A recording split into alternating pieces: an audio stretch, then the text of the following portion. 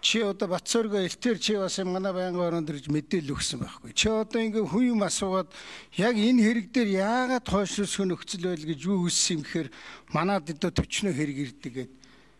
Чи надад тэр хуулийн заалд уншиж өгдөг хүн биш. Би тэр хуулийг чинь өөрөө бичилдсэн хүн учраас би мэдээд асуугаад байгаа чамаас.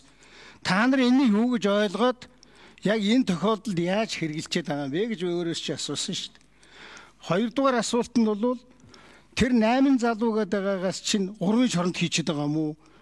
Нэгийн шоронд хийчихэд би ойлгохгүй байна. Тэрнийг тодорхой хэлээт. Яагаад ур болцсон, яагаад нэг болцсон? За 8 дугаар микрофон өгье.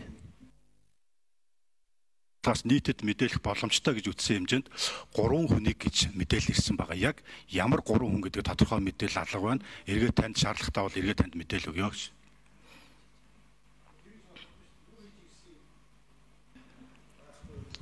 За 4 дугаар микрофон Нарантой гишүүний микрофоног өгье. За Алтан гишүүний асуултанд бас тодруулах хэлье.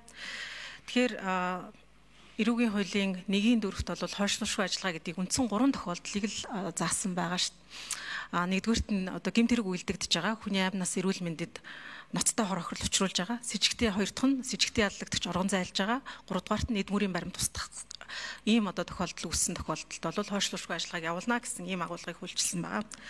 Тэгэхээр хойшлуулшгүй ажиллагаагаар аливаа этгээдийг саатуулахад үндсэл нь маш тодорхой байх ёстой. Хүний эрхийн үндэсний комиссд авсан одоо авагдсан баримт бол ямар зүйлийг илтгэж гэнэ вэ гэхээр саатуулахдаа ямар үндслээр саатуулж байгаагаа тухайн хүмүүс мдээгүй байсан нь өөрөө халдшгүй чөлөөтэй байх эрхийг зөрчсөн гэж одоо дүгнэх үндслэл болж байгаа юм шүү. Ер нь хойшлуулшгүй ажиллагаа явуулах ёстой. Цагдаагийн байгууллага үйл ажиллагаагаа зохистой явуулах ёстой. Монгол улс гэмт хэрэгтээ тэмцэж чаддаг ийм тогтолцоотой байх ёстой гэдэг.